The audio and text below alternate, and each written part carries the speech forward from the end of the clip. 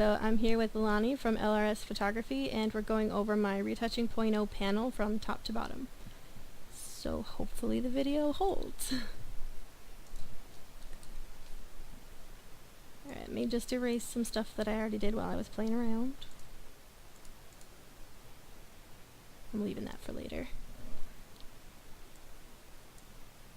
Okay, so this isn't necessarily a detailed tutorial about different techniques or, what to do where. This is just to show what each of my buttons does and how to go about using them. So at the top, the very top, we have this little color wheel, so if you want to change the color of the panel just for fun, just kind of something I added in there, then you can change the color like that and it will change your little menu items. No, I will go with blue.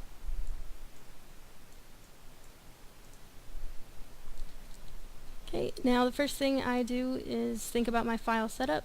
So over here we have the bit mode that you would be in, 8-bit or 16-bit. Right now I have it set for efficiency, but if I change it to the document profile, so it'll show me under here, you see sRGB is what this image is, and that's why, or 8-bit and sRGB is what this image is. So that's why up here it already shows 8-bit and sRGB. So if I were to switch this here to 16-bit, then look down here and it also changes. Same thing with the color profile. If I click here, choose from the drop down either Adobe, ProPhoto, or sRGB, and then it will change it for you there.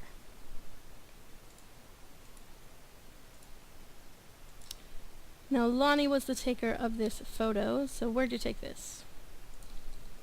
This shot was done in Dallas at the fabrication yard. Does that mean you're making it up and it doesn't exist? No, 621 Fabrication Street. It is an area dedicated to graffiti artists. Oh, that is awesome. People who do that here just get in trouble. Alright, now we have a Liquify, and it used to just be 2 separate buttons, but I wanted to add this special one. That's Lonnie's favorite. So now we have it in a drop down as well, and the reason I have 2 here is because there's, when you have something on a mask or a layer that you're working on that you want to liquify, then you would just choose this layer.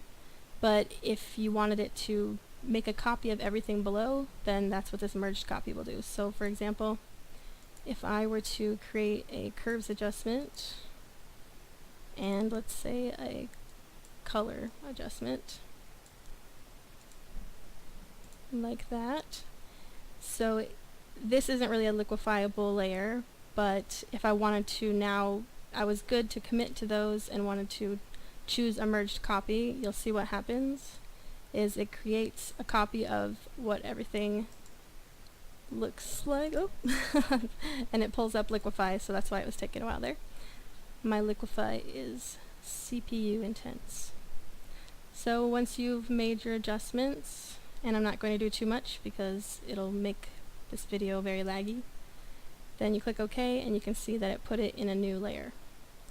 Now if, let's say you actually just had maybe a mask or a separate layer where you only worked on one section, I'm just going to draw, let's see, just going to fill it in right here. So you can see I have the mask there. And if I were to hit liquify this layer, yeah, see it's giving me issues with CPU, but it's just for demonstration. So then I can liquify just the layer that I'm working on. It doesn't create a copy above everything else. So I needed to have both of those because I found myself running into problems where it would create the merged copy when I was just meaning to liquify the mask I was working on. Now side by side is actually already up, but usually when you open up your photos it probably looks like this. You've got it working in the center. But what I find is that especially with not close-ups, when you're trying to work, you zoom in to wherever you can have the most control, but that usually means you're zoomed in really tight and you can end up doing way more work than is necessary. So what I find is with this side by side, once you click it, it will create a copy of the image over here, and it's a live copy. so that depending on your preference, I'm right-handed, so I'll go over here. Now if I make a change on this side, it will show up over there. So if this was a full-length photo, let's say, you know, it was like a half body shot, so maybe viewing the photo as a whole, it would be back about this far. I could see what details are actually showing up and what would need fixed. And so I could go in here and be able to handle it better, but over here will just show me a little more realistic of what I need to fix so I don't go too far. So maybe I can pull up something else.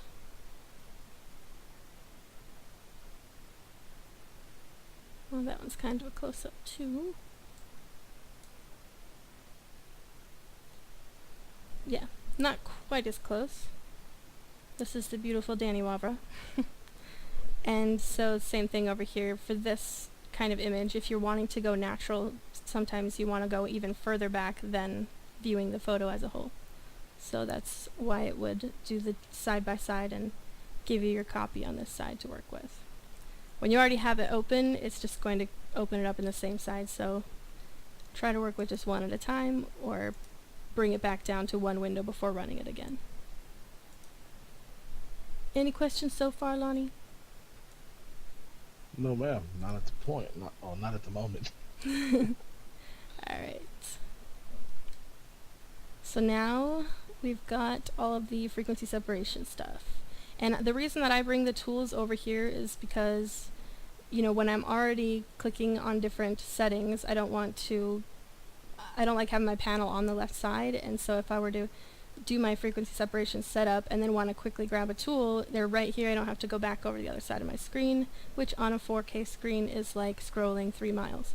So I would just choose them from here, and also it makes it so you don't have to toggle between, like if you were to go over to this side of the screen, you have to hold down, I think Alt, and click, or press and hold it so that the menu comes up, and it just takes too much thought process. It's not so much about the speed so much as it makes you have to think less to just already see it here. So for manual setup for frequency separation, I have how I've labeled them: easy, medium, and hard, because it really has to do with your understanding of frequency separation. But we have the simple Gaussian blur, and you'll choose the radius that you'll want your low layer. And the way that it sets it up is you have a separate copy of the low layer in between, so that you're never working on the actual low layer. So if you make a mistake, you can easily undo it, or hide it, or mask it, or delete it and start over. Same thing goes with the texture side of things. So it has to be clipped down, because that's how, when you set something for linear light, that's how it has to work. But anything that you do on here, if you mess up, again, you can mask it out, hide it, remove it, and start a new layer. So Vic's ass is at a dual canvas. Did he miss that? One more thing? One more time? I don't know if you can see the comments coming in. Victor asks, is that a dual canvas coming in? Yes. When you hit the side by side, what happens is it's the equivalent of going window, arrange, new window, and then you'd have to come back and do window, arrange, 2 up, and then usually you'd have to size this by hitting like Control 0 to size it so that it's fills your screen. So again, those buttons would be quick to press, but it's more, for me, I end up saving the most time because of the thought process that it saves me. I no longer have to think, oh yeah, I want it, window, something like this. And you know, you have to read through all this stuff and remember, when we're clicking so many buttons, sometimes it just helps to have one there that will do what you're looking for. So you can do it without the panel, but this will save you the thought, and at least 5 seconds of time when you get really fast. And I don't have the comments up over there. Yeah, I'll kind of answer what I can. Yeah, Vic, that is to minimize the zooming in and out. It's perfect. It shows you when you've gone too far or you haven't done enough. So it's very helpful.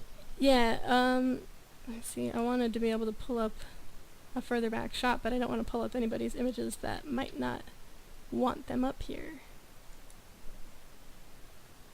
see. Okay, well this is a good example and it's already retouched, so I'm just going to close out of this one real quick, save it, and I'm going to open it back up again. Don't you worry, Lonnie. So in this case, it's pretty perfect. You know, it's already retouched, and I'm going to create a layer here so that I don't accidentally show the unretouched version by hiding it. So if I were working on an image like this, unretouched, the easiest, or my hand isn't that smooth when working on very tiny spots, right? So if they have some acne or whatever and you're wanting to heal, let me create a merged copy here. If you're wanting to heal and you see the blemishes from afar, it's just kind of hard to move such small amount. So it actually is easier, of course, to zoom in, and it's really noisy. It was a dark shot, but you know, and then you have more control over things. So the problem is when people have shots like that, especially when they're not going to be up on big billboards, it's mainly for social media, you don't need to be going at, you know, that close of a level to be able to see the detail. So when you do this side by side, it creates this one over here, and it limits it to however tall your screen is. So then as I'm going over here, let's say, and I'm just going to give her a fake blemish over here. Now, let's grab my brush. Let's say she had a really weird makeup mishap, and she's got that there. But then there's these really, really tiny ones. Let's see. I'll just put those three here. Now, if you were looking on this side, can you really see those three dots? Probably not. Maybe the one. And so this is where you would look before doing something over here. So you're seeing, you know, the big blemish obviously is something that you would want to get rid of. So I would look here and think, okay, so it's about right here. And I can have more control on this side since it's closer. But then up here, you know, these could be a freckle or something. I can't even really see them, so I don't have to spend my time trying to get rid of every single thing that's wrong. I'll just go for the one that I can see. You know, so good example with blue there, since you can't see a lot from that far away. But let me close out of this one now.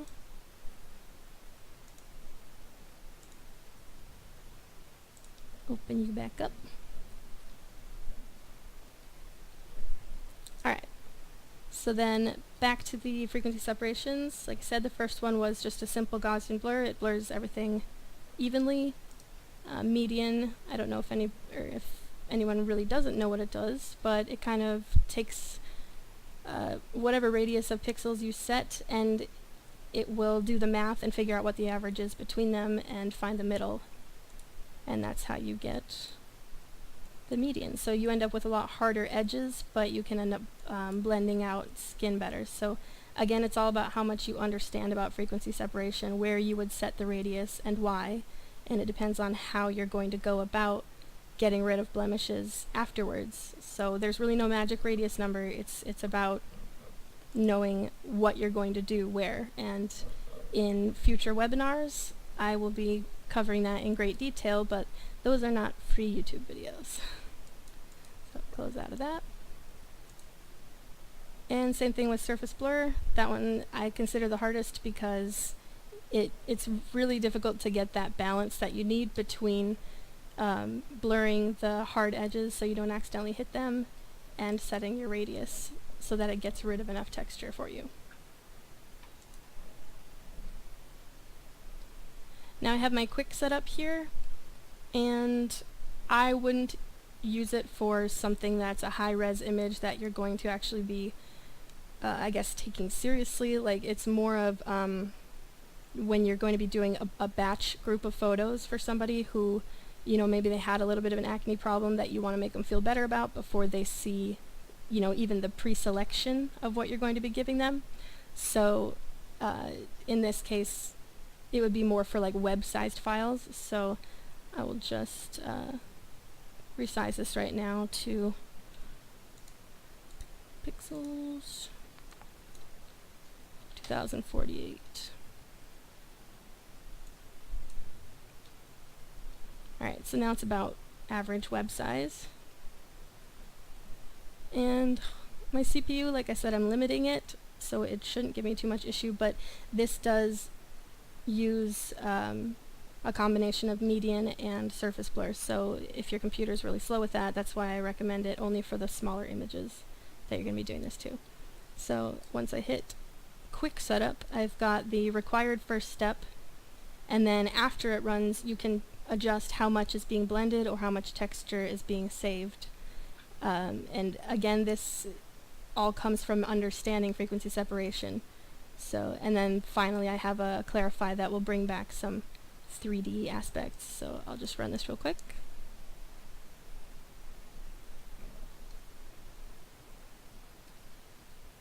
Okay, and once it's run, I'll just take a full opacity brush, which I'm grabbing from here because it's really fast. And this is my full opacity. This one is for dodging and burning. It's like, I have it at 10%, and it's really based on your pen pressure sensitivity. So, full opacity, I'm just going to paint over her skin. And hold on. And you're not going to be seeing too much at first because this photo, even though I made it smaller, it is a close-up. So that means that in order to blend anything, it's going to have to push it pretty far because most of the picture is skin. So what you can see right now is it did blend it pretty far, but the texture that it retained might not have been enough. So one thing you can do is come in here first. I don't have this as a quick button, but the amount that's blended is always set for 75%, but you can adjust it to the full amount if it helps you see things better, or once you're finished, back it off before merging down. So I'll just have it at 100% right now so I can see it all. And I can choose my quick setup, and I will adjust the amount of texture that's being saved. And this is going to be kind of weird to look at because the way that I like to see it is now I want to actually be able to zoom in and see, hopefully it doesn't freak out my CPU, the texture here, as if you were looking at the high layer. And if you would rather view it as the low layer, then you would just look in this box and you can zoom in and out of there. So if it's more comfortable for you to understand looking that way. So here, I would say that 24 and 17 is actually pretty good. Maybe go a little bit higher. I can tell that my CPU is being limited, but that's okay. Alright, so I think that it does look a little bit more realistic with the texture that it held back, but it is blending it more. So again, the same way that that works, you just hit blend adjust and you can choose it to go much wider. And I really don't want to push the CPU over the limit, so I'm not going to fully demonstrate a maximum amount because that will probably cancel this live video. NVIDIA likes to fight with Photoshop. Alright, so I'll go ahead and get, oh, I guess I'll show the Clarify contrast real quick. The way that I usually use this, and like I said, it's on smaller pictures, not necessarily close-ups, is I'll blend it out till it looks kind of flattened a little bit, and then I'm going to come back in with my Clarify contrast because it'll actually bring back a lot of the detail that I'm looking for. So once I hit that, there we go. So if I show and hide this, hopefully you can see, and that's at 75% is what it always runs, is it actually does bring back a lot of the depth. So once you've blurred a bunch of stuff out and you bring back that depth, now I did a minimal amount here to save my computer some stress, but you can see areas like around her nose where it maintained her texture but blended out some of that awkward shadow from different lightings. So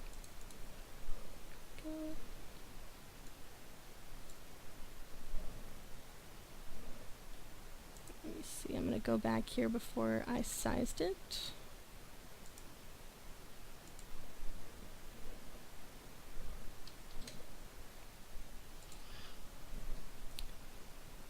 See, any more questions so far?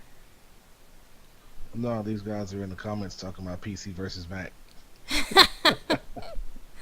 Oh Little do they man. know. If only they knew what a freaking nightmare it was to code this panel for a Mac after I had done it for a PC, all because of one thing. These drop-down menus. On a PC, they looked like this just by calling it something special in code, but with a Mac, they kept falling off the edge of it, so if I clicked here, they wouldn't be right under it, they would be way over here and getting cut off, because it has to be within this panel. So I had to change like half of my styling code just to work on a Mac, so I'm a little bitter towards Macs right now. But I do use mine for day-to-day simple things. I would just never use it for retouching. So that's where I stand. Alright. Now, to show you these, why I have blend, repeat, and merge, I actually do have to have this all set up. So I'm just going to choose what I always choose, which is median. Occasionally I'll choose surface blur if the skin is very bad, which hers is not. So hopefully it all goes good, because I do know that I have to go where I want to. I have to go around 20 to do the lasso for this one. I can hear my fans kicking up on my PC, but that's the cool thing about liquid cooling. So with this lasso method, which is why I have it on its own separate little layer, is because this kind of is all connected for me, is what I would do on this low layer is, let's say I want to blend this area here. So I'm going to take a big chunk of it, but honestly, nowadays if I use this method, it's more because the texture is so confusing to me that my eyes aren't seeing it properly, and so I'm working in smaller bits than this. But for a lot of people, they just have to get a photo done real quick, and this is a way that instead of using the quick setup, this can still be very fast for just batch processing. So what I'm going to do is I selected that bit there.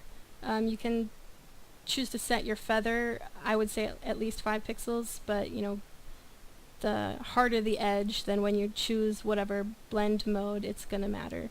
If you do Gaussian blur, it's going to blur the edges anyway, but let's say you were to do median, if you don't feather it, it will median, but it will leave a hard edge around everything, so you'll really want to change this to more like 15 or 20 if you're going to choose to blend it median.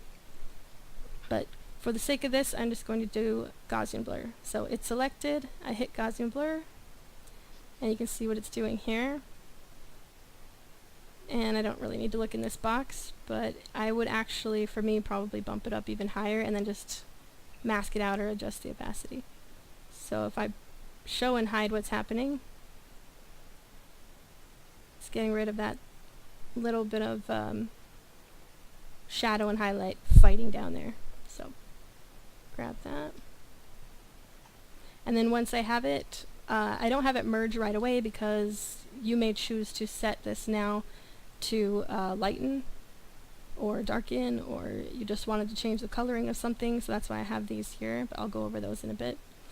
Or you could just want to adjust the opacity before merging it. You know, it may be too strong for you and you'd rather work in small pieces where you change the opacity of each section. So I have it that way, and then you would just hit merge. But now the cool thing is, once I've chosen that radius, if I think it should work for everything else, I can select now over here. Ooh, my hand went drunk.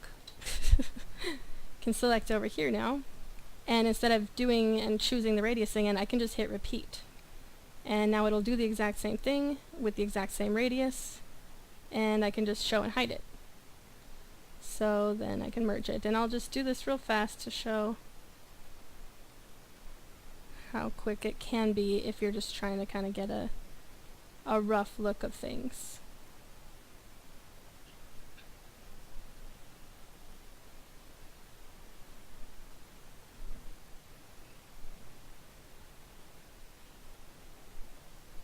So showing and hiding what I did, got smoother skin there. And then after I do the low, that's usually when I go into the high and remove any blemishes that now stand out amongst what I've changed. Okay. So you can probably get rid of this now. Yeah, everything else I can show and dodge and burn. These brushes I have under frequency separation, but they're kind of both dodge and burn and frequency separation, so I try to put them a little bit in between.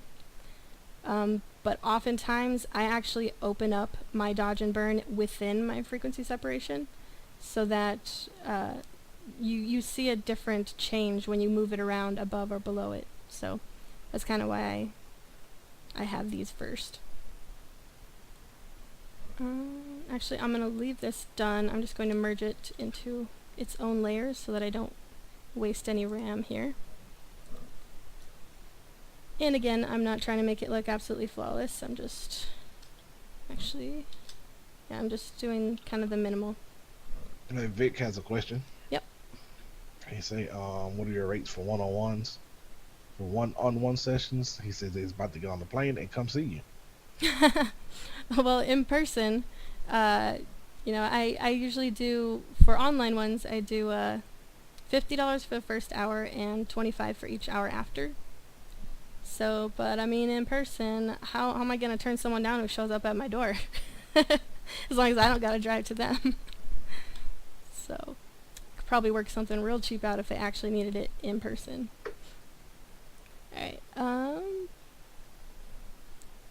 so I forgot that after I had done the low layer where I blended, I did want to remove some of the blemishes before I go and dodge and burn. And depending on your budget, both money and time on each image, you may, only want to dodge and burn, or at least do very minimal up here and more down here. But just to show everything and not have to redo things that frequency separation already did, I'm just going to heal and then move on to dodge and burn from there. So I'm going to choose my healing brush on the high layer, and I'll just get rid of these ones. And I'm not using side by side for this image because it's, wow, healing brush is slow when I'm streaming like this. But I'm not doing side by side because it's already a close-up anyway. Let's see what I got there. I will also take my mixer brush real quick just to speed things along.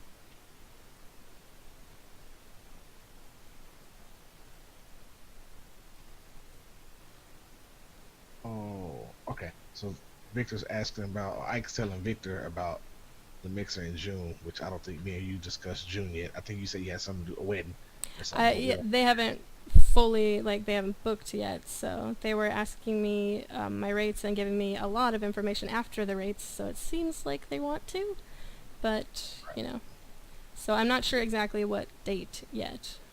Yeah, Vic, we haven't set a date on the June mixer yet. I know Sam's been on my butt about setting a date, but I haven't set a date yet because it's summertime and everybody's kind of booked all over, so we'll get something locked in soon. I almost feel like July might be better. Right. Yeah, it might be.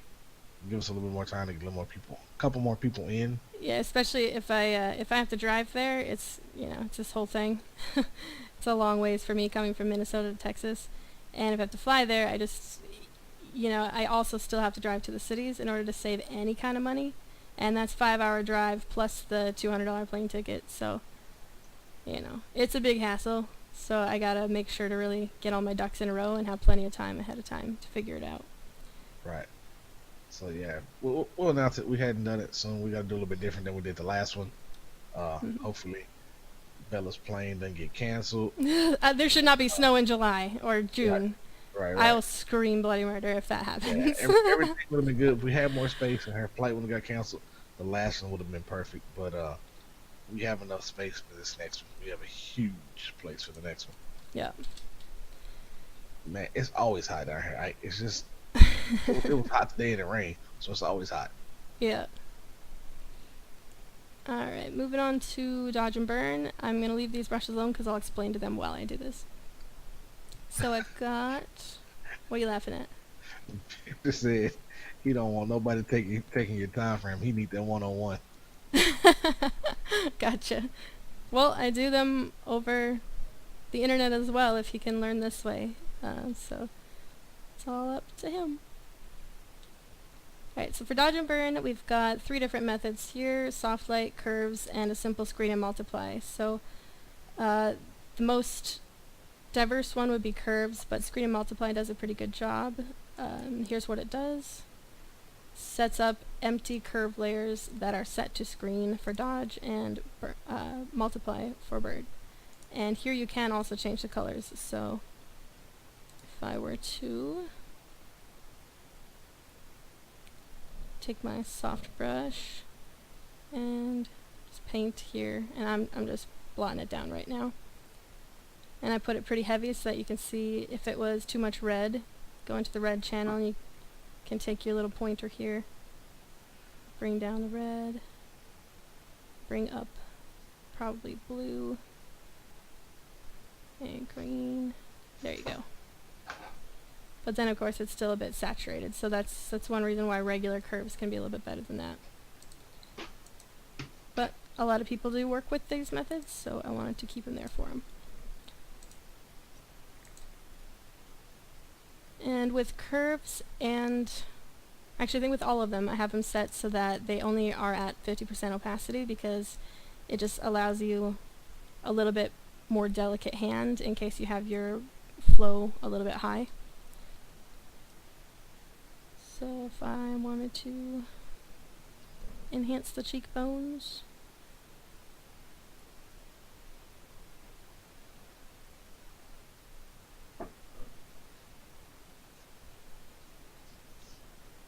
maybe fill in this nose spot here.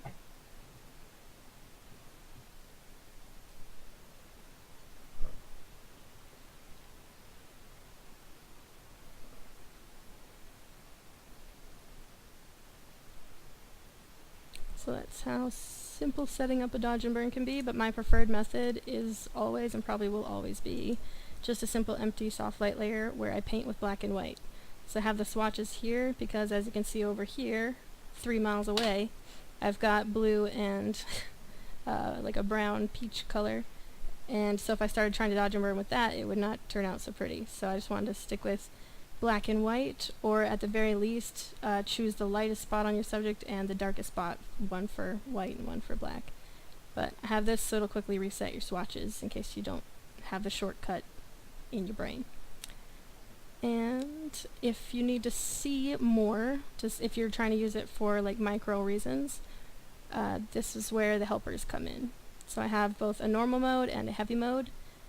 In an update, they'll open a little bit differently, so it's a little faster, at least if you're changing between them.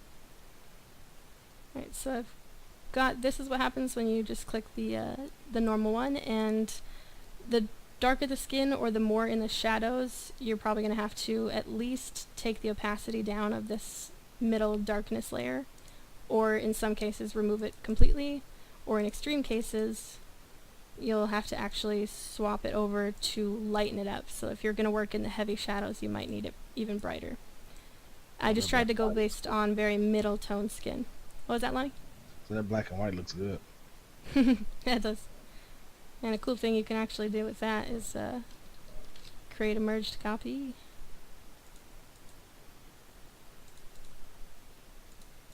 And either adjust the fill to get that sort of Vogue desaturated contrasted look, or set this to soft light and lower the fill to give yourself a kick of contrast.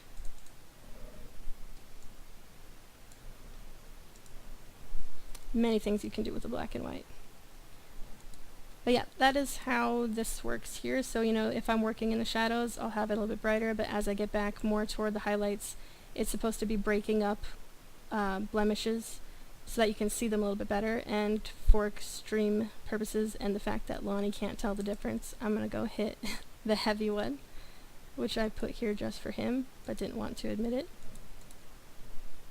Hey, it's helpful. It is helpful. Yeah, so now you can see a bit more. Obviously now though, the shadows, shadows are completely darkened because it's trying to find more mid-tone to highlight area. So in this case, this makes it, to me, quite easy to see. There's the darkness under her eye, little patch here, little patchiness here. So if you're going to be dodging and burning, this should bring it out quite a bit. Just know that it's showing you very strong contrast. So if you're going to be dodging and burning, just a little bit is going to bring it up a lot. So you may even want to set your flow lower than 10. But you know, this is just where you would paint with white or black, and the typical way you would dodge and burn. So if I were going to go into the shadows, because this is so extreme, I'll actually adjust this.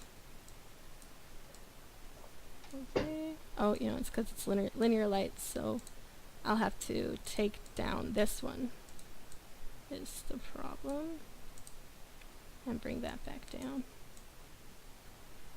All right. Victor's asking, is it okay to change the blending modes? He says, I usually do for a different look. Blending modes for the helper? I'm not sure. Yeah. Yeah, Vic, elaborate on that for us, buddy. Because if it's about changing any of these, then yeah, you do exactly however you want. I just have it basically, there's a black and white layer that's not set to change anything but the saturation, and then I've got this curves that can be adjusted for the brightness, and then above that I have this right now set to linear light. If you choose normal, it's going to just be set to like soft light or something, but you can definitely change it to anything that helps you out more, and you can even adjust these. Just know that if you make things a little too extreme, they'll bring out things that you actually won't even see.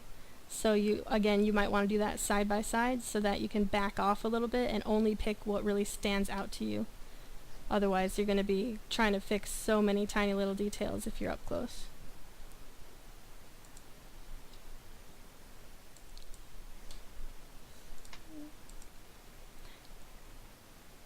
Okay, so also for dodge and burning, and let me just run the helper on normal to reset it. Hey, Vic, do you have the panel already?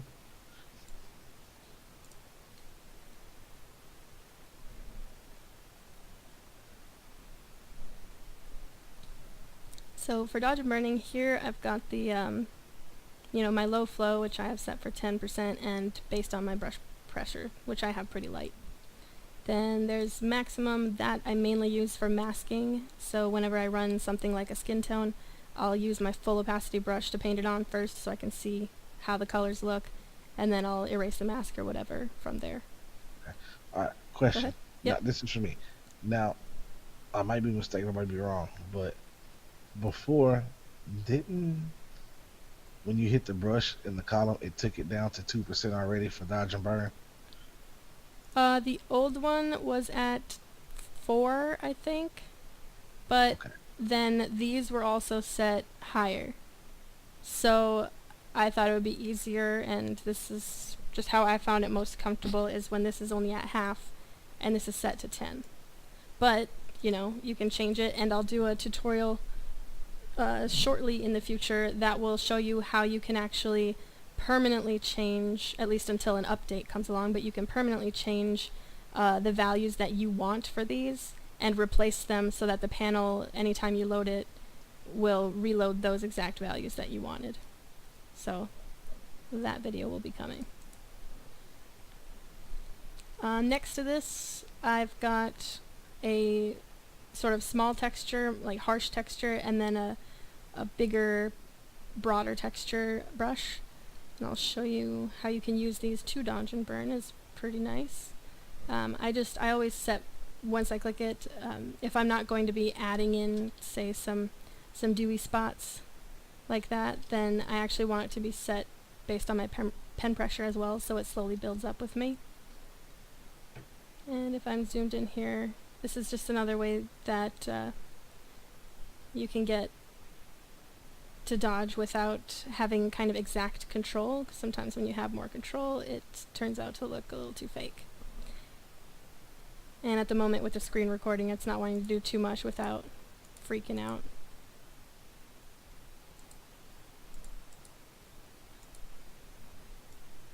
Let's see here. Do a new layer. Yeah, so this is all the way up.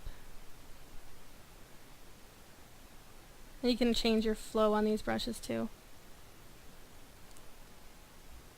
I mainly use these texture ones though for working in frequency separation or for adding kind of a little bit of wet looking texture afterwards. I don't usually use them for dodge and burn too much because I find that I can just be a lot faster with a simple soft brush.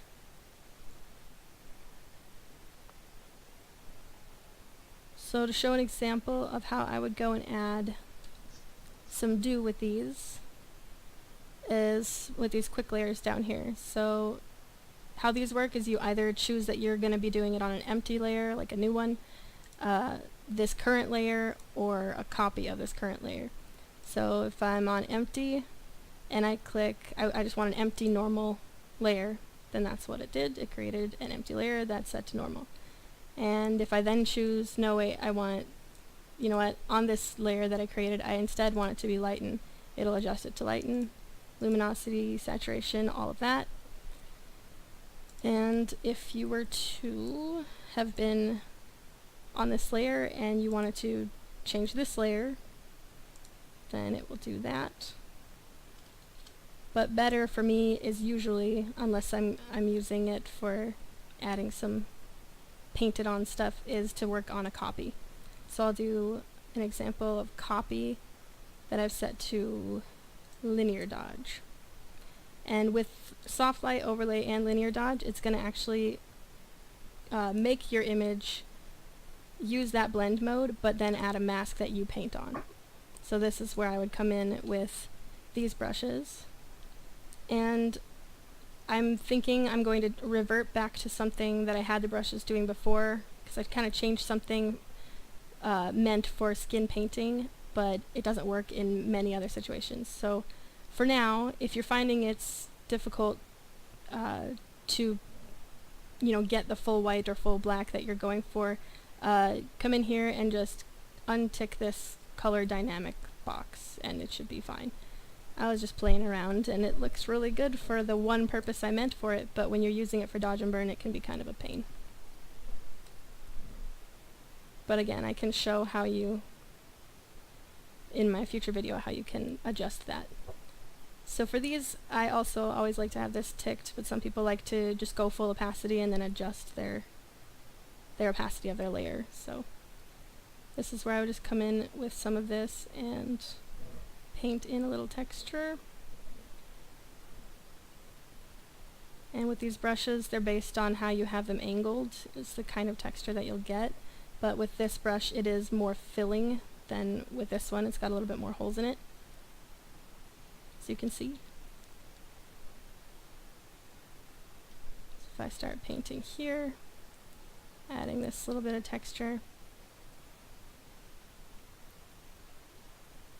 and then I like to come back with a black brush, so I just hit X because I already have my brushes set to black and white, and I make it a little bit bigger, and then I go back with black and it'll break it up a little bit more.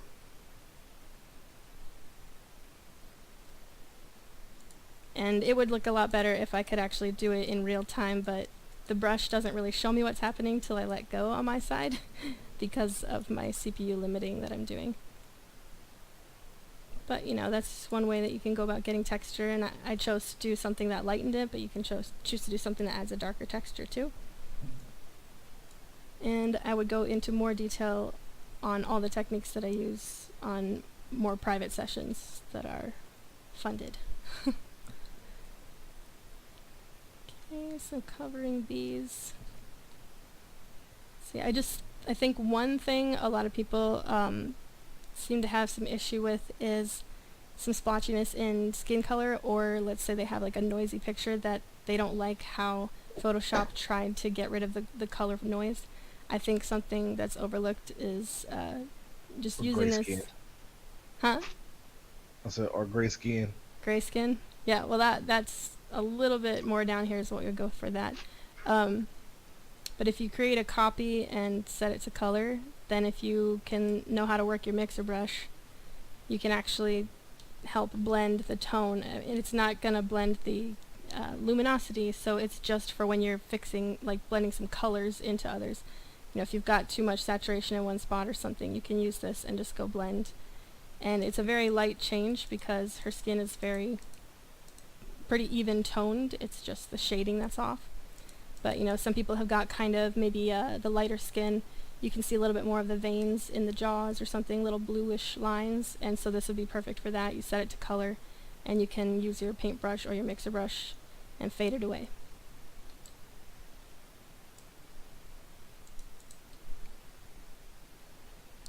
Ooh, yay, we're down to the masks. So in a future update, there will also be skin tone masks, and that is going to range from a lot of different shades, but only really 3 to 4 different hues, because I usually try to go for, like down here, for actual skin tones, this one would be like a cool, bright one, and then this would be a warm, bright one, and this one would be more of the yellow. So that's kind of how I go throughout this one. But as I went to the darkest skin tones, I noticed there was a lot more blue hue. So for these ones, it actually kind of goes in reverse. So just think about it like a mirror.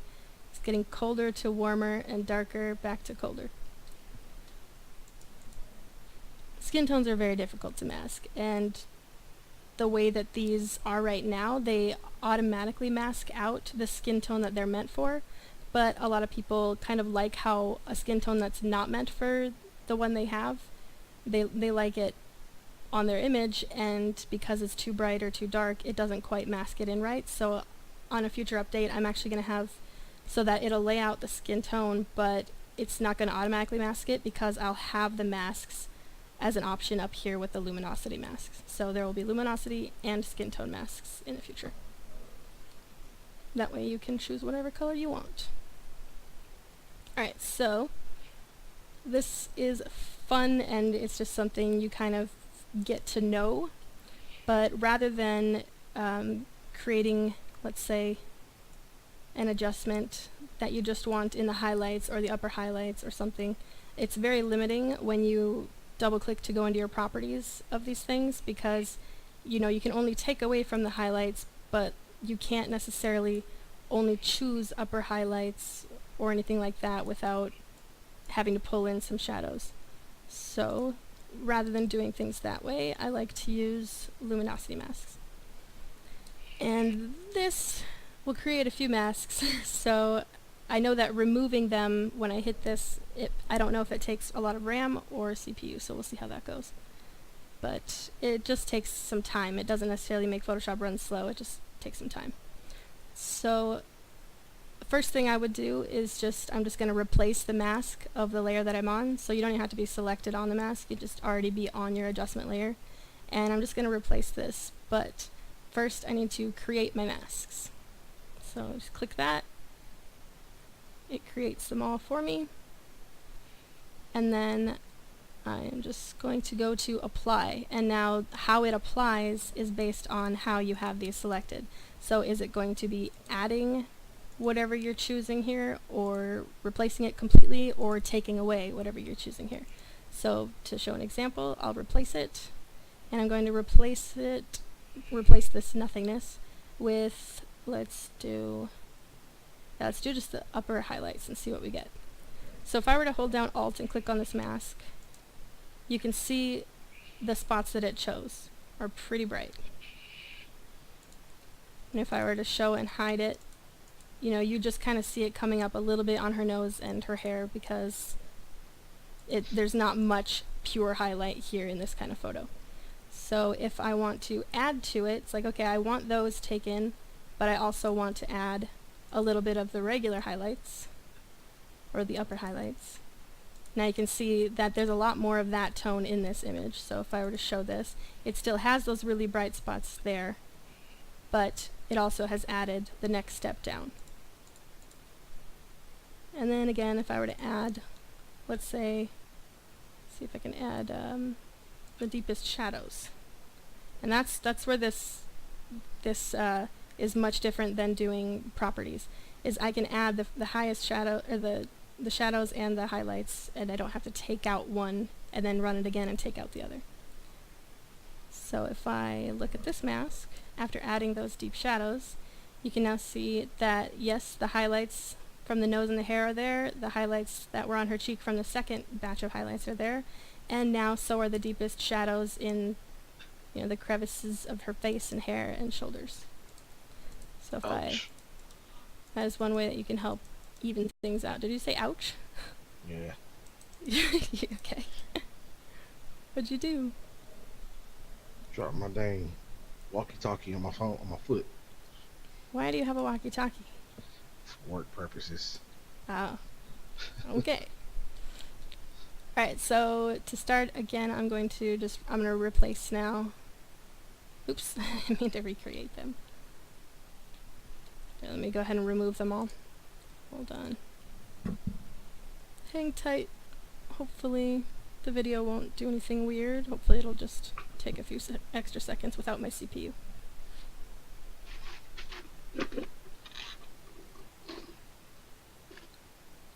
2 seconds. I'll be right back. Okay. Quick, everybody. Now's the time to ask all your questions so he gets all fluttered when he gets back. Alright, so it took all of them out, and I'm just going to go ahead and let them create them again. And each time, like, you can run this multiple times, but, you know, the more you add on to your photo, the more the masks, they don't change as you do it. So if you're going to change them, remove them and rerun it so that you get the new masks of what you're seeing. Or if you want to keep them from the older version, that's good too, because the more you work on a photo, the more distorted the natural colors become. So I'm going to go ahead and replace with, let's try midtones. Let's do something more aggressive. Let's go crazy aggressive here real quick. And instead I'll go towards just the basic luminosity. So that's all that looks like. And then I'll do another one. Let's say blue. And cyan.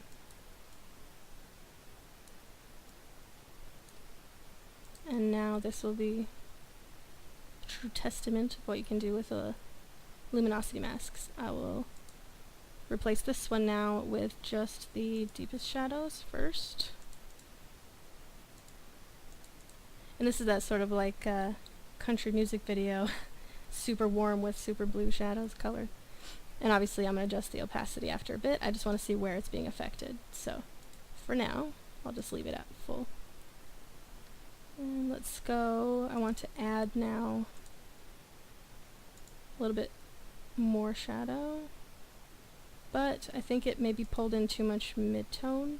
So let me try and subtract the mid-tones.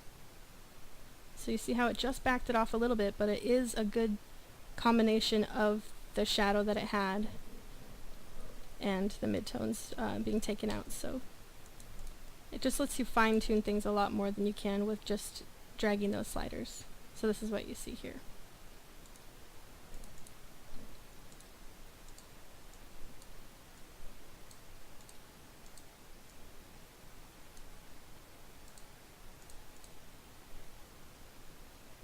So let me do one more.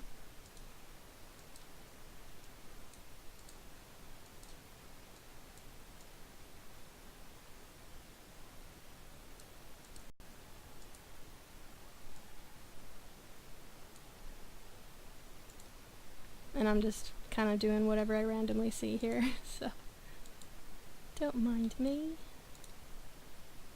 I'll do midtones, and I will subtract shadows.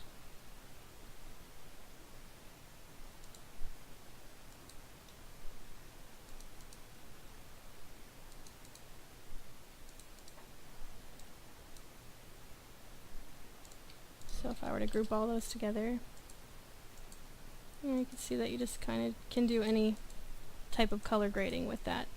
And if you were just doing it for like the skin tone and you don't want it on the rest of the image, then just after you group it, hold down Alt and create a mask and paint it back in wherever you wanted it.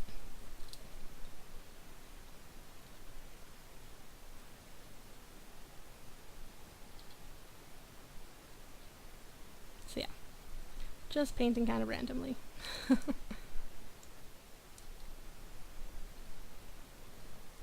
Okay, and then whenever you're saving images, the more masks you have saved in your channels, the much bigger the file is going to be, which is why I also have this remove channel masks, so that you won't have to click and drag each one to the trash and wait for it to do it. So you can just hit remove all, but it will remove every channel mask. So if you do have some saved in there that you don't want gone, I would suggest just holding off on removing until you're going to save, and then maybe save a extra file that's smaller, and once you don't care if they're gone anymore, that's when to remove these. Which is why it gives you this warning: this will remove all masks currently in your channel section. It will not only remove luminosity masks, but any you have personally stored. This is recommended to do only when saving to save file space. Would you like to continue? This is undoable. Alright, I'm back. We heard the squeaky chair. Oh, I kind of hit my mic too. Oh, yeah. Did you answer Vic's question? Which? About the solarization?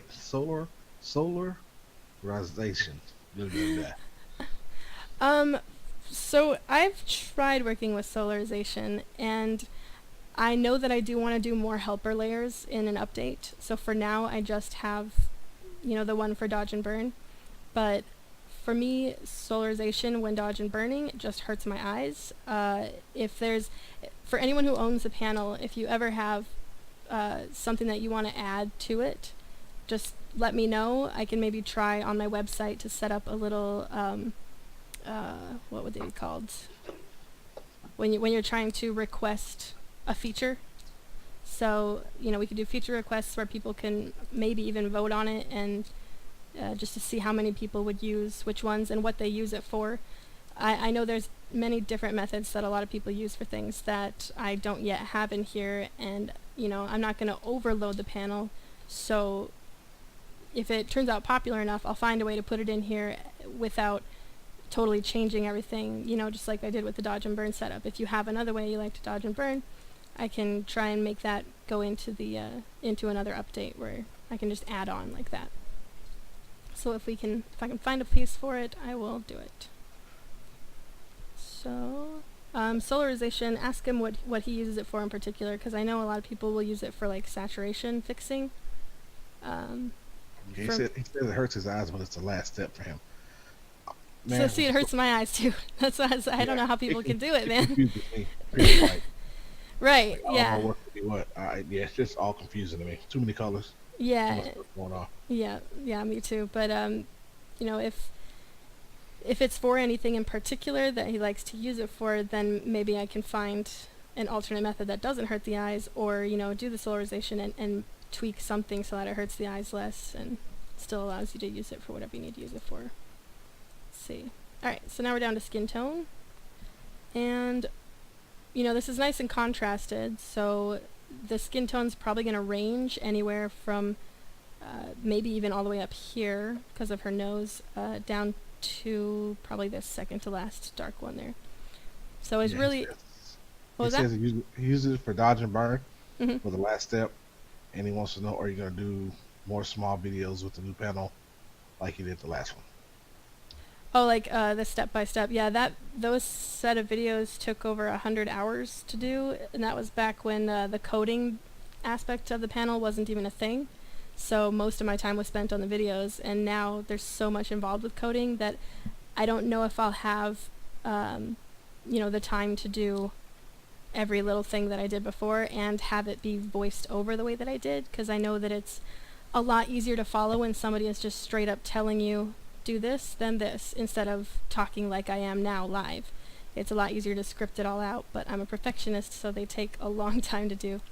And, I'll definitely be doing a lot of videos with this, but as far as free YouTube videos, I don't think I'll be doing too many that are crazy in-depth, because they take so much time, and so far the panel's not making enough money where it's my total income where I can stop doing other work, and all that other work takes a long time, so I rarely have time to make those kind of in-depth videos. If I had someone who was cool to do all editing and all that for free and had no life, then, you know, then we'll talk.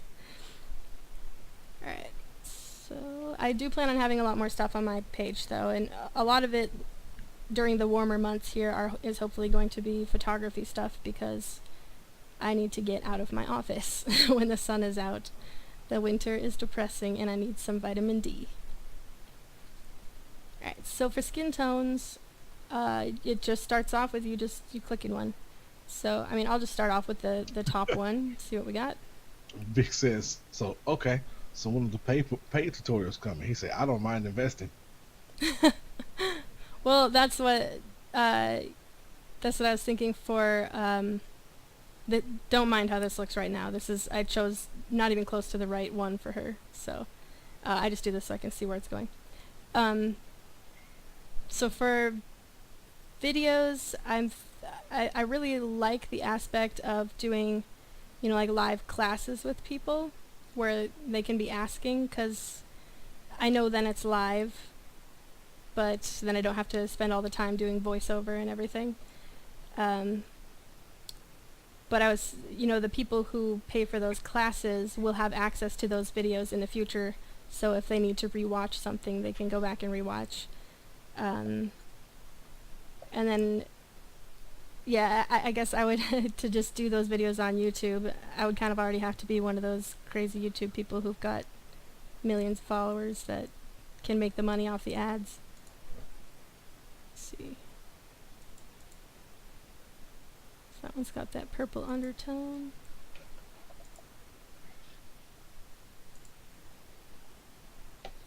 Yeah, she's too light for that color. I knew she would be. So like I said, the way that I'm going to structure this in the future panel is I'm going to have it so it doesn't automatically take out anything too bright or too dark. It's all going to be all out there. But right now the positive thing is, if you were, like, let's say in front of a blue wall or something, and you were painting in skin tone, it's not going to touch the blue. It's going to keep the blue the same, so it helps with masking.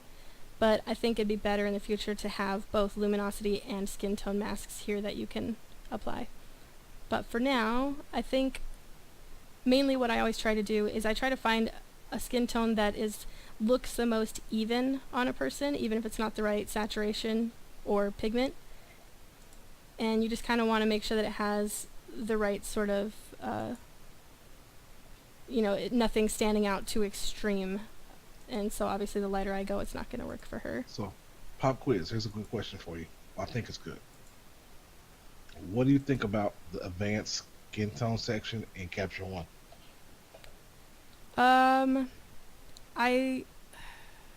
I like it, but I would like it more if when you're choosing to spread out, like, you know, when you're trying to even out the saturation or the hue.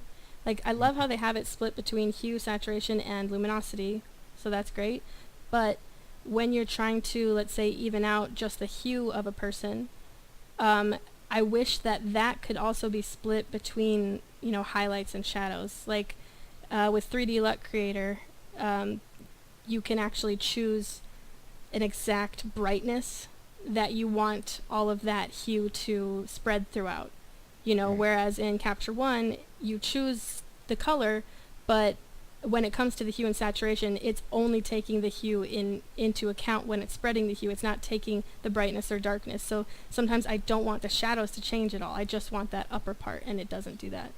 So I find it's okay, but I can't push it very far without it looking really fake. Right. So I don't remember which one I landed on here for her skin tone, but it's going to seem weird, but I think this is probably going to be the best one for her because I can manipulate it the most without changing anything too much.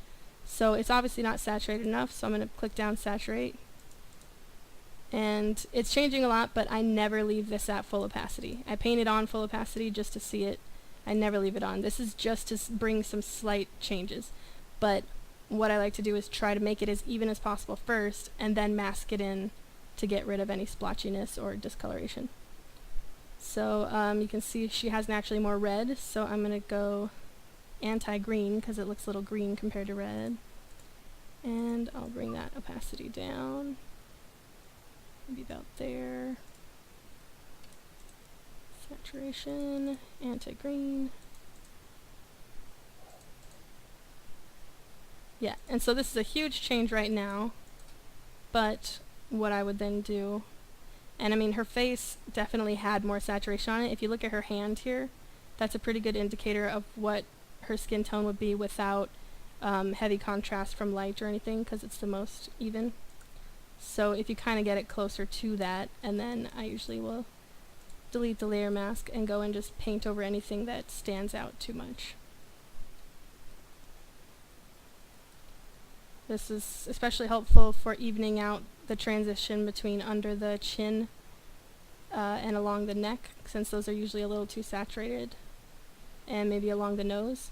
The places I would avoid is right in the cheeks and maybe on the nostrils, because that naturally on everybody has a little bit of red pigment to it and more saturated.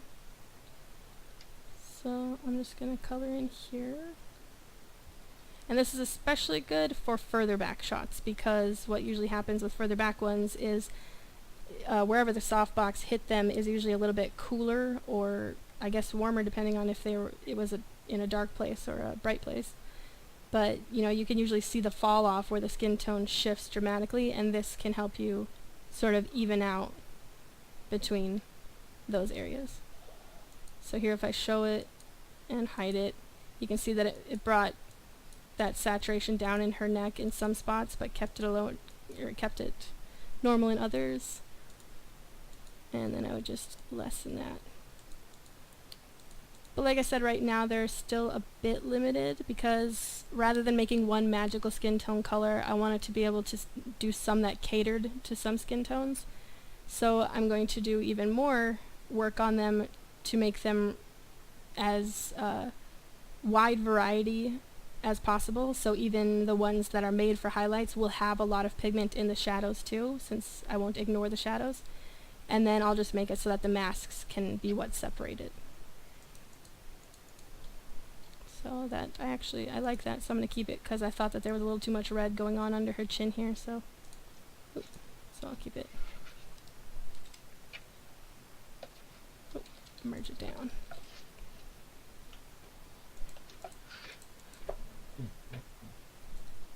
Okay, and then we have some quick little skin things here. We have dew, powder, bronzer, and blush. She doesn't need bronzer, but let's see how that looks. Should have seen it before I capture one it. Right, Lonnie? Wasn't she quite a bit darker than this? Oh yeah, she was my color. She was very dark. Yeah, I mean, I don't. Sony needs to fix that. We were talking about this over the weekend of the mixer, of when you import an image into Capture One, it looks great on the back of the Sony. Mhm. Then when you get into Capture One, it's like a whole stop darker. Yep, and that's how it is for me in Lightroom with Nikon. So yeah, Really? that's what I get in Nikon. It's always much darker and less colorful. Like, they're really dreary colors. So in Lightroom, I don't know if I said Capture One. In Lightroom, it's like that. In Capture One, it treats it a lot better, and I had to find myself a perfect blend. So in my bronzer, I've got a whole bunch of different settings. If she's too orange, you can adjust this for bringing more red, or vice versa if they're too red. Then each of these does a different thing. This adds a ton of saturation and deepens it. And then this one pretty much just darkens it, but leaves the highlights alone, because when the darker you go, the more the skin reflects light. So, you know, if it's somebody very dark, but you're still wanting to make them darker, to make it realistically darker, you don't want to darken their highlights. So you'll have to find where their highlights are and remove them, so that you get that natural shine that would happen to a dark skin. A lot of people get rid of that. It looks silly. So yeah, that's how you would bronze if you needed to, but like I said, she doesn't need it. Doesn't look bad on her either, though. She looks good. Alright, bronzer and powder are pretty much opposites. So powder is going to sort of even out the tone, make it less contrasted, and act as a filler. And again, I have my brush all the way opacity, just so you can see what's really going on. But for this kind of thing, I would probably use it for, painting it on the whole thing doesn't look too terrible. It's just lifting her up as if adding some makeup powder. Got it in the eyebrows a bit there. But it's set really bright, so you can just adjust the whole opacity or change the tone or anything from within that folder. But if I were to do just a more spot adjustment, I would just take my lighter flow brush and maybe hit the, the side of the nose a bit, just as if you're adding a little bit of that powder to lift. It's not quite like dodging because it's also adjusting the tone and evening it out. It's sort of flattening it a little bit. So wherever you're seeing that something maybe went too deep from the light, you're just trying to flatten it just a little bit. Sort of like a fill light a little bit. So that looks pretty good. I'll just leave that there. Then got this do, and do is experimental a little bit because you will have to change something based on, I went based on a very middle toned skin, so anything that starts to get darker you'll have to adjust, or brighter you'll have to adjust. So once you click do, it just says in the next step use the eyedropper tool to select an area on the subject that represents the color you wish to add do or brightness. Hit continue, and it'll show the mask here. This is just using the color ranger here, and that brightness is already pretty good, but maybe I want to bring out the brightnesses about right here. So I'll pick one, and you can choose if it's too much or too little. Let's just try this here. Get that, and then it says paint black over any areas that you wish to remove the dew, because it's going to leave it all the way on. So you can see it does kind of look like she got, a little bit of the wetness here, and if I had to run it again for this spot and mask it in, if you were trying to get that even look. But the reason it's not even is because it's clear that she's lit from this side, and that she's getting a nice sort of almost Rembrandt effect sliding off that side. So that's how you do the do. And within here you can have it be more or less saturated. I have it take away saturation because usually when it's somebody outside or something, the sky is a little bit brighter, so you want the highlights to be cooler. And then That's blush. not how we shoot in Texas. How's not how you shoot in Texas? No, we shut everything down. What? We get it a stop darker in the background. We Oh. try to anyway. Yeah. Well, I like to shoot with a darker background too. I just don't get very often to shoot because I'm always stuck at my desk. So that's why I said I need to get out this summer and actually take more pictures rather than fix other people's. Yeah, no Six Flags this time. Nope. Hey, that wasn't my idea. But the thing is, that was more of a half vacation because we spent more money on that than we definitely made. So Right. that had to be more of a vacation for the family because my daughter and husband came along, and it was a long drive for them not to do anything but watch me take pictures. So for blush, I just click it and run it, and you can see that I masked it in. I just kept the low flow brush and painted it up. And then going into here, you can see that you can change the tint depending on the situation. Maybe go more red, more pink, and then this also can deepen it, or you can just use the tint, and then it's a really basic setup. But this should help you if you're trying to deepen the contour underneath the cheek. So that's pretty heavy, but I'll keep it, and then I'll just adjust the opacity. Sure. Again, I'm not trying to make this flawless right now. Okay, moving down to eyes. I'm going to be changing a few things on this in the future, but each time I do an update, it takes many hours of coding.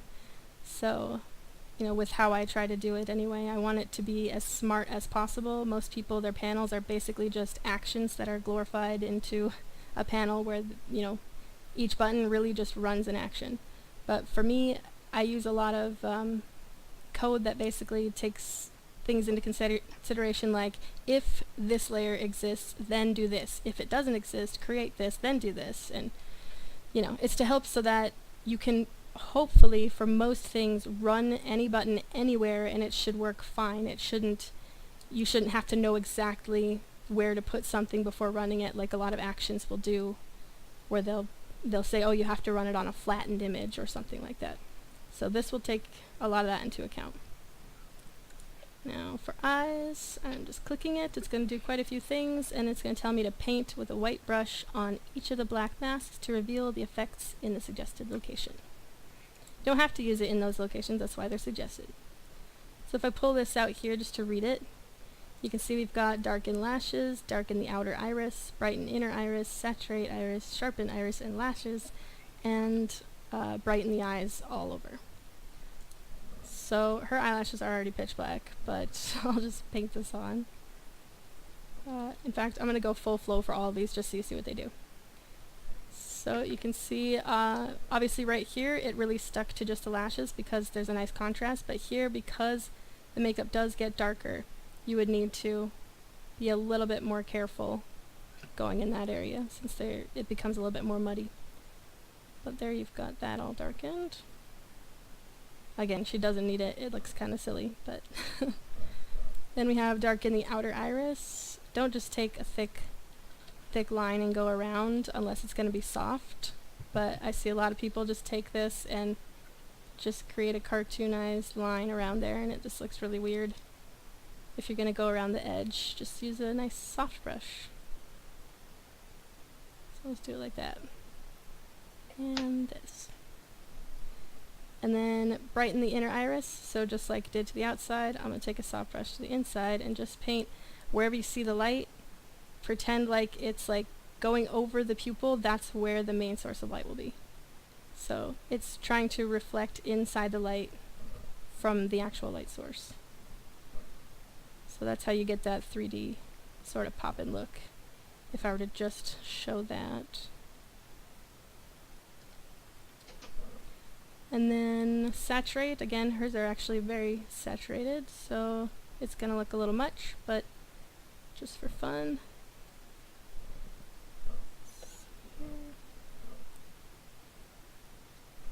Oh, yep, it's reached the peak of that red there, so it's not actually going to bring out much more.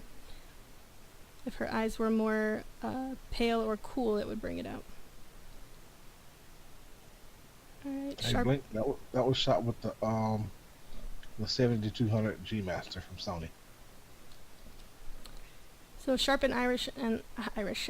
Sharpen the Irish. Alright then, let's just go and sharpen the Irish. Alright, we got sharpen iris and lashes.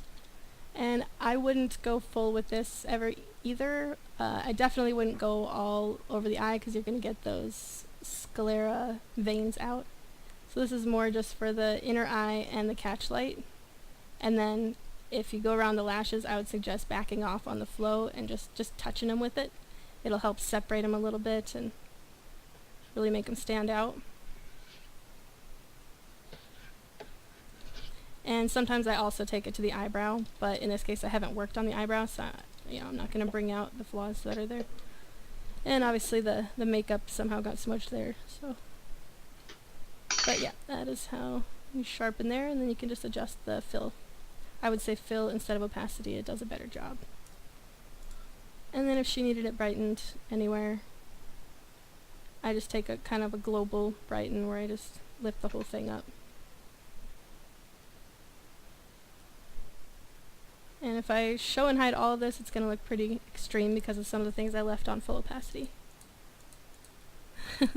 But adjusting opacities is what it's all about. Lips is just as straightforward as the cheeks. I also gave them, instead of color, they do a hue so that you can hopefully choose to keep the actual saturation that you've got going. But I'll just paint full opacity on her lips right now, and it picked a color for me, but I can adjust that after. So again, I'm just going full here and not caring where I'm going with it.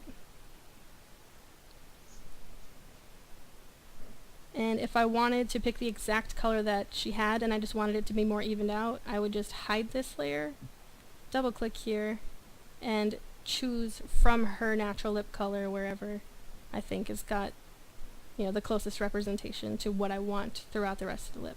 So then when you bring it back, you can see that it'll fill in here with that tone. And then the intensify is basically it's just adding some contrast and depth.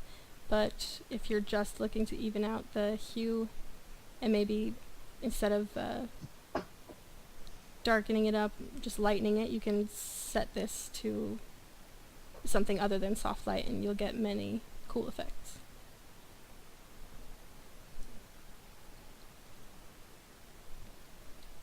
Teeth in the future will also have two options because one works perfectly for teeth that are a little bit too yellow and some work better for green. For now, this is kind of just a basic hue saturation that targets a specific tone, and then it spreads it a little bit nicely. So, but I do have a few different methods that I do for that, and I want to add to the panel. So right now her teeth are pretty dang white, so it's not going to pick up much. Mostly actually what I'm seeing here is natural red falling off from her lip, just the reflection, because her teeth are very white. But if I go up real close here, you can see that the little bits of yellow that she did have, get taken away. But if it's not choosing the exact color you want, just use this little hand tool and click, and then choose the specific color and click again, and now it'll find the closer color to what you need. Most of the time though, if the person actually is in need of tooth whitening, it will find the right color. But if you're not really seeing it do much, it's probably because the person doesn't need anything done. Because in fact, when I did desaturate that, I think it actually made her look a little, it looks a little too blue. So if I'm trying to get rid of that red, and maybe I can just set it to, let's just set it to saturation. Yeah, and then take it down a peg because she just doesn't need that much done. Just getting rid of that lip fall off color.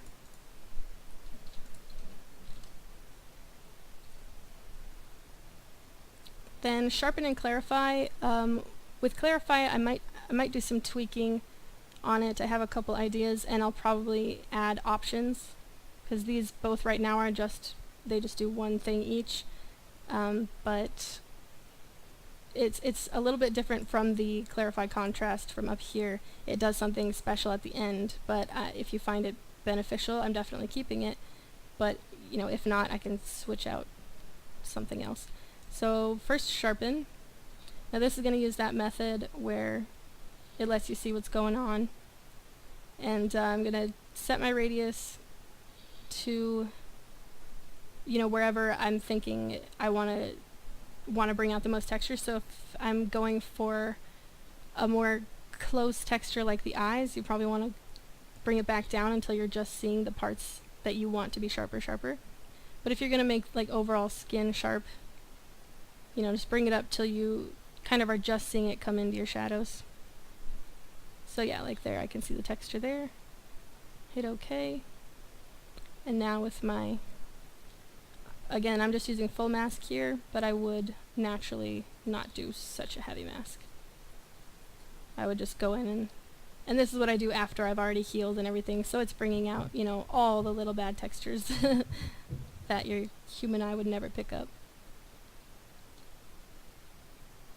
But if I show that before and after, and it's set to vivid light, but if you want to not have it add any saturation as well, linear light works. It's just a little bit more grainy looking, and soft light obviously would just be a little bit lighter. You might have to do it multiple times if you're trying to get a big effect, but have it be more gradual. And now the difference with that versus clarify is clarify starts off the same. Can't remember what that setting was before, so I'll just look over here again until I see the shadow.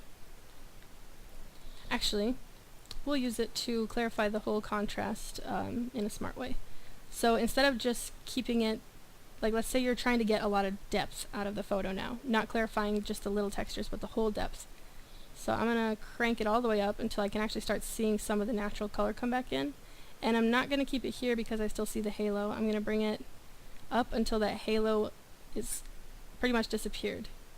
So you're seeing, mainly the natural image that's under there.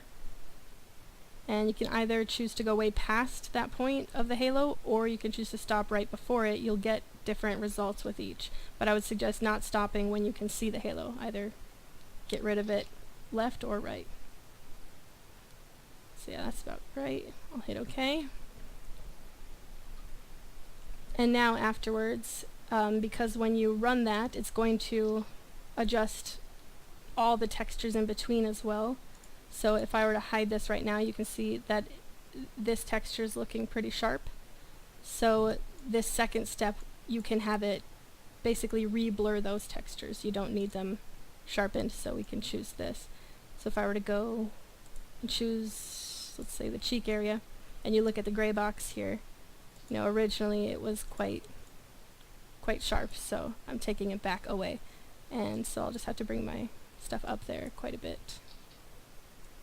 Because if I'm going for a big clarify that's changing only the global aspects, you don't want to have all this little texture popping up even harder. So you're just going to take your threshold down and lift that radius to spread so that only the main things that are being hit are the edges. Lonnie, you sleeping? Nope. Liar. Is it too late for you? I'm looking at this rain, which is crazy. No, we're getting crazy rain. Ah. Well, we're almost done, so I'm just heading down to the saving part. I wasn't even by the mic anyway. Oops. So yeah, this is how you would go in and bring out that and just adjust. You could probably switch it. Oh, maybe. Cole is here. Well, he's coming right at the end, so you can watch it when it's up there. I tend to like vivid light, but hard light gives you a little bit more neutral tone. So, but I would probably choose vivid light. Set it, you know, around 20 something, and then even then you could take away some of the highlights or shadows that are being put on it. So I would actually choose from the top here. Split it out. There you go, you got some more clarity in the features using the clarify button. I'm like really amazed over at all this rain we're getting. Like, it's been like I had these headphones on, I turned the volume down a little bit, and it's like we're getting a whole tornado. Man, I missed all of this. Alright. Lightning, all that. But back to this stuff. Shh. Yes, we're on the last one. Alright, got file saving. So JPEG is just going to save a high-res JPEG in the same location as the original file. So just hit JPEG, and even if it's a PSD, it's going to keep your file a PSD, but it's going to save the JPEG somewhere else. Well, not somewhere else, where this is. Then TIFF, right now, same thing. It's going to be a flattened TIFF, though I may add a little checkbox or something. I'm not sure how I want to do it yet, where you can, if it's checked, it'll save it as a layers or, you know, anything like that, rather than having to pull up the box or the save as box and choose TIFF and set all your settings. So I'll just save one of those two. And if you were working on a TIFF, it's not going to overwrite the file that you're working on. So let's say you wanted to keep the TIFF that you have as a layered one, but you wanted to save a flattened TIFF because some of my clients like TIFF files instead. So it would actually save it with this prefix so that it doesn't overwrite anything that you've already done. So it'll have this file name, but before it, it'll say F for flattened _ and then whatever your file name is. So yeah, so you can, and every time you hit it, it's not going to create a new one, it's going to overwrite. So if I change some stuff and I hit it again, it's just going to overwrite. So you don't have to worry about figuring out which one you last did, and you're not going to have a bunch of files that have F _ in front of them. And then social media, we have Facebook, Instagram Square, Vertical, and Instagram Horizontal. And all of these are based on this year's, what do they call them? Like suggested pixel dimensions. And then after I made them the pixel dimensions, it runs a couple of things to add some sharpness. So I would say before going crazy with sharpening, if you're going to be uploading to Facebook or Instagram, I would say, you know, hold off on that, then do those and maybe pull up the social media files to see if they're already sharp enough for you. So I'll just choose Facebook first.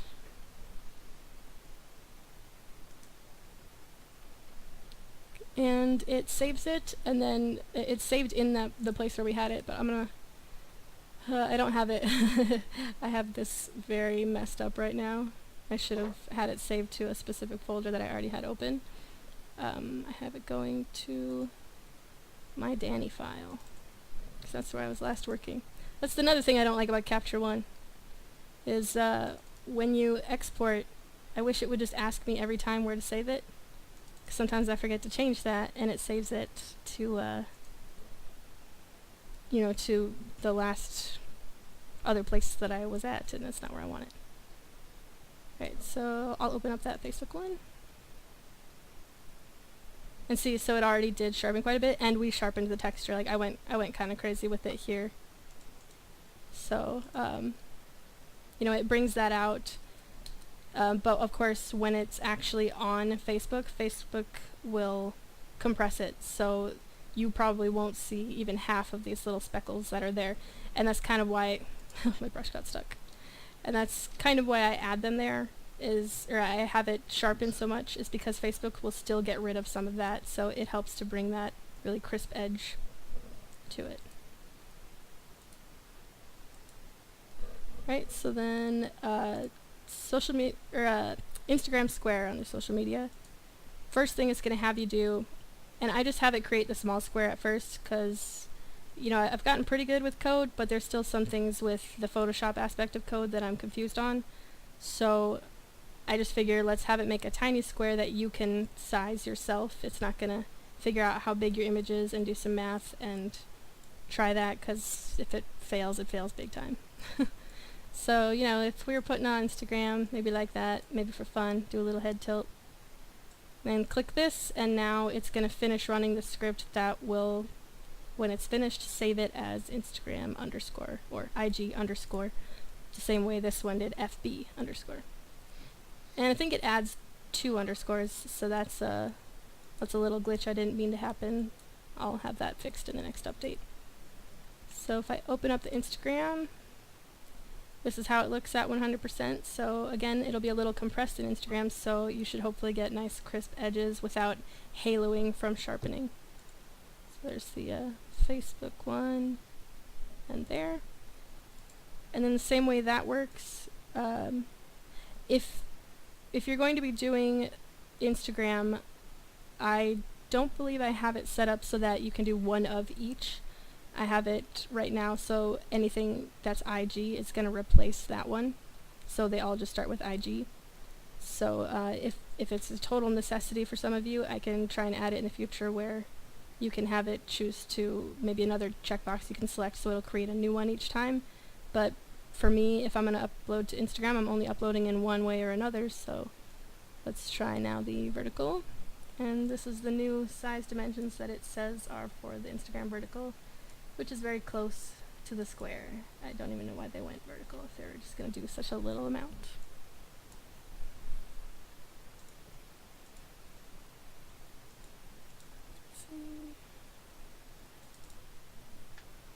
Yep, so see, it pretty much looks the same because it just added like maybe 10% onto the bottom. And then finally the horizontal one. Oh, and I just did this off of the Facebook file, so hold on here. I should have left them open while I was doing it. Nah. So horizontal.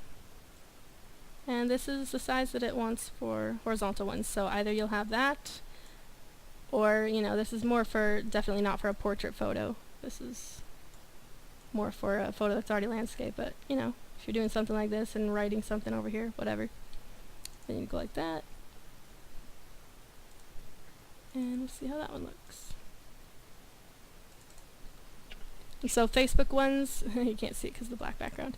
Facebook ones are sized for 2048 pixels. It's what they were saying was the best, but it's not just that. There's also a couple settings to tick that they said will make it so it compresses the least amount. And then Instagram didn't specify any of those settings, but I just figure Facebook and Instagram are pretty much related, so I stuck with those settings and then just changed the pixels to what they said.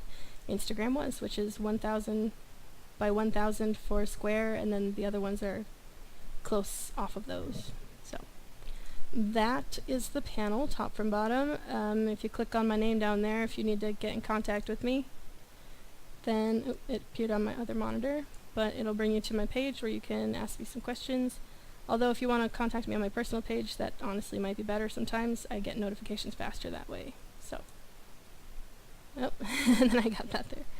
Alright, so that is my panel. Any more questions? Any questions from you, Lonnie? Nope. Nope. Okay, so I'll be doing a webinar again in the future, and anyone who bought their seats for when I was supposed to head to Texas, but then they ended up missing out or couldn't, or whatever, for whatever reason, then you'll have a free seat at that one, as well as the people who were part of the first webinar, because I feel like Join Me didn't deliver the quality that it was supposed to, so I've, found a better way to do things so that you can see this more high quality, and I don't want you to feel like you got shafted. So you're welcome to join in on that too. Just let me know if you're interested, and it'll be private, so I will send you a link. Otherwise, for those interested in joining, look out for any posts on my personal or my photography page for when it's going to be and how much it will be. Right. Do you think you should just add? I get that'll probably be a pain in the butt. Add everyone to the webinar group, and that way you can kind of share it on YouTube and there. They can kind of get the link. They can at least get a notification because they're in the group, in the private group. Well, I would create. It's a event, so I would create another event that way. Okay, cool. So I'll create that, and then whoever can join and wants to join in can go ahead and do that. And then anyone new who purchases a seat, which I'll have on my website, I'll have some, I'll link it all up in social media. Just keep out for posts where I'll say where you can go buy your seat for it, and you guys will actually not be messaging in the way we do it here. You'll be calling in, and it'll be like a conference where you're able to speak whenever and interrupt me whenever, so I can quickly answer any questions that you have. So it's a lot more personal that way. Okay. So Victor, to answer your question, she's up in Fargo, I think. I'm in a tiny town called Crookston, but it's like an hour from Fargo. Okay, so hour and a half. Close. See, that one's close. Yeah, she's not special enough to live in Texas yet. Yet. Nope. Cole's just with how y'all drive. No. Cole's asking, went back to dodge and burn section. LOL. Bello doesn't use a negative help layer. Nope. I can't stand it. Can't stand it. But if somebody wants me to add it in, I will add it. Otherwise, no, I personally don't use it. Alright, break me down to the negative help layer. I think I've seen it, but what does it look like? It's like that polarization one, only it's black and white version, and it's it's a negative of the image that you're working on. It's supposed to be so that because the longer that you're staring at the image, just in black and white, your eyes will adjust to certain things, and so by switching to that mode, it's supposed to go easier on your eyes. It drives me insane. So yeah, so I mean, if anybody absolutely needs it on there or wants it on there, like I said, anyone who owns the panel, I'm definitely willing to add it in there so it can be added within there for you. If you have a specific one that you use, like specific settings, you can let me know and I can add those in there for you, so that they're just easy, quick to get to. So right up under that one that says Lonnie/Heavy.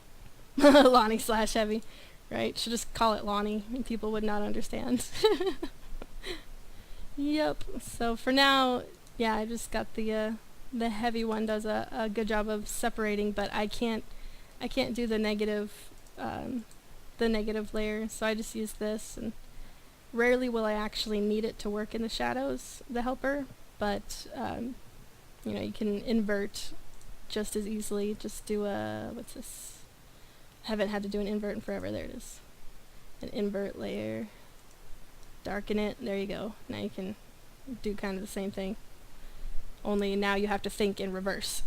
And I can't think in reverse. I can barely think in forward. What? How do you think in reverse? Yeah, That's right. Yeah, yeah. I remember doing that. It didn't work out for me because I kept forgetting Yeah, and it's similar to the that. I mean, opposite. I can definitely add, and maybe I will, under the normal and heavy, I can do a reverse button that will just add the Yeah. invert It, and turn this back on if you had it off. See, that's where the ifs come in. You can't just it have him seems run like you something. can see a little bit better in the invert, Well, yeah, you see but the shadows better. That's what I'm saying, is because now yeah, it's focused on the shadows. But the thing is, you have to now think in reverse.